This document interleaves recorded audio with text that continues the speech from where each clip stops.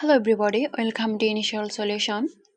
In this video tutorial, I will show you how to turn off automatic updates on Windows 10.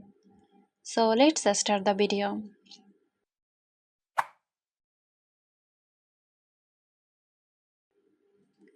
You can pause updates temporarily for some days in Windows 10.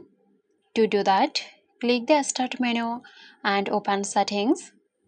Now from here, go to Update and Security. Under the Windows Update tab, click Pause Updates for 7 days. You can click it multiple times to extend the pause up to 35 days. So that's it. That's how you can turn off automatic updates on Windows 10. I hope this video helped you out. Stay tuned for more helpful tutorials here at Initial Solution. This video is sponsored by Zerosoft. Zerosoft offers graphic design, UI UX design, digital marketing and web development.